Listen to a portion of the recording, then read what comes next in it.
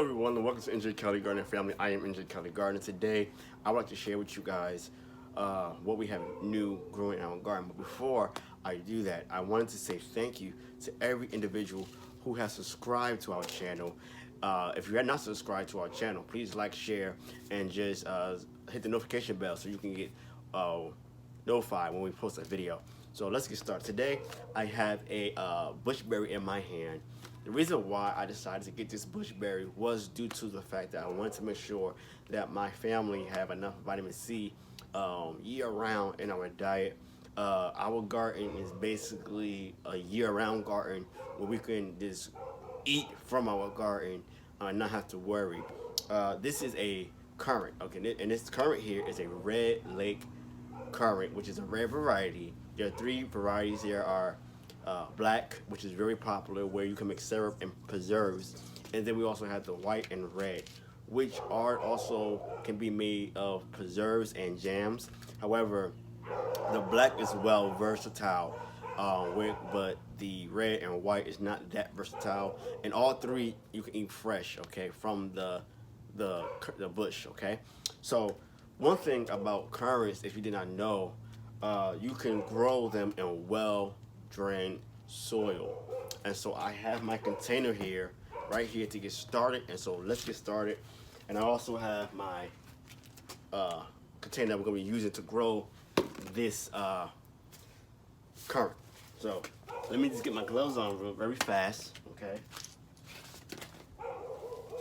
And when I'm actually doing this, I want to make sure, just to tell you guys that you want to make sure that you place either cardboard or pumice rock so that all the soil won't drain out as much when you're growing in containers. You don't want to use any plastic whatsoever or metal, aluminum cans. That is very harmful, not just to the soil, but also harmful to your health. That is a no-no when it comes to gardening. Brown is actually what's going to happen anyway with this cardboard. It's going to decompose eventually.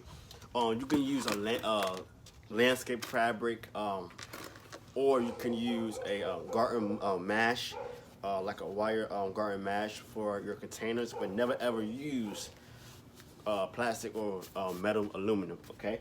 So one thing I am going to say that we had some reused soil from a previous time, but I'm going to add this rest of this potting soil here, okay, that we do have, that have earthworm castings and bat geno, which is great for your fruiting trees and plants and whatnot. And because our pre-used potting soil didn't have enough drainage with like perlite or vermiculite, I'm going to add some of this perlite. Your part say, what in the world, NJcaligardener got all that big bag for just for one container? No, we're making our own growing medium, okay? And so don't be alarmed. And before I actually start mixing this, I'm going to add some azomite rock dust, okay, for mineralization, because potting soil doesn't come with any mineralization in it, okay? Or even our topsoil today that we grow when we grow our vegetables and flowers and fruit trees in the ground doesn't have that much mineralization anymore because it has been disturbed. So I'm going to add some azomite rock dust, okay?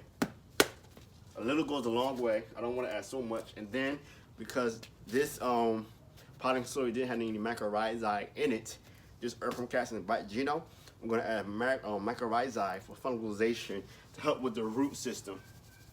All right, I don't have a lot of that here left, so I'm just going to add a little bit.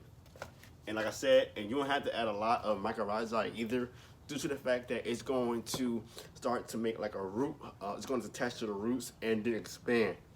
All right, so let's go ahead and just mix this up real well. I'm going to add my rest of my cardboard. Okay. You can actually damp this, wet it, soak it up, let it soak and for a few minutes, and then add it to your containers, or you could just add it to the container itself. Okay, it's not a big deal. So all I'm doing is placing it like so.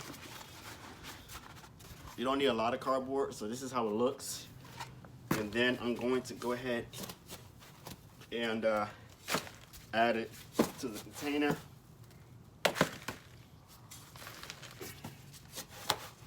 Okay, and I'm gonna stop right here. Okay, you can see how we look so far, and then I'm going to see where we are. So we have a little bit too much because we had that cardboard in here, so it made like another layer of whatnot.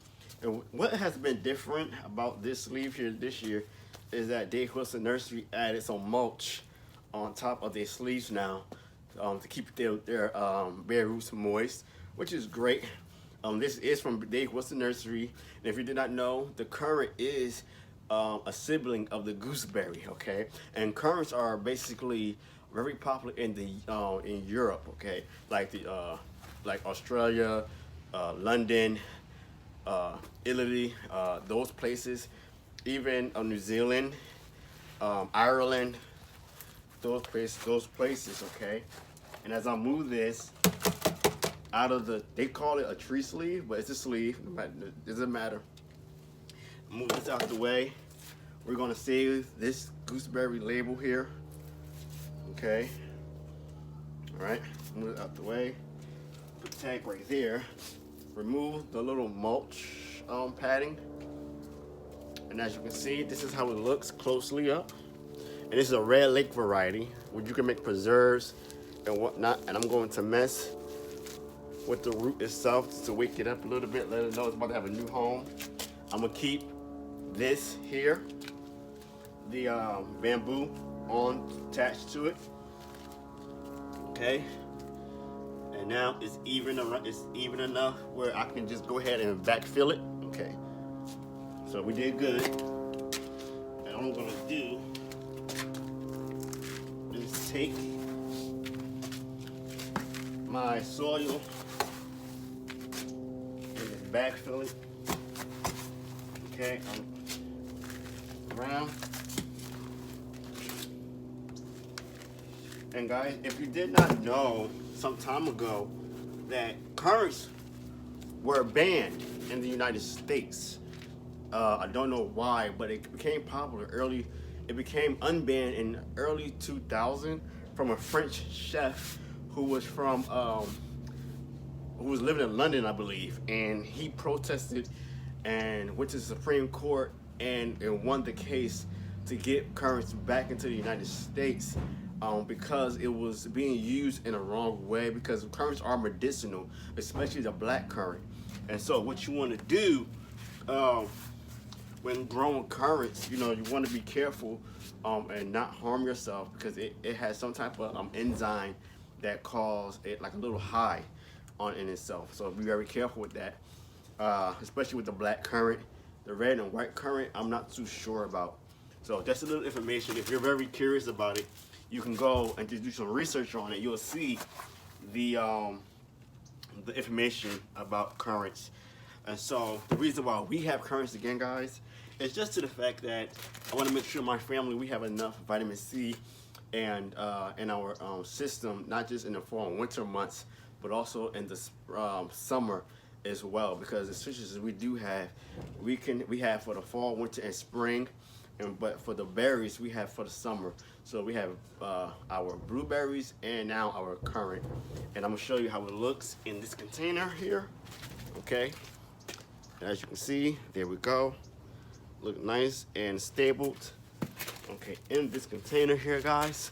So I'm NJcaligardener, guys. Thank you all for watching. Until next time, please like, share, and remember, the best is yet to come. Peace.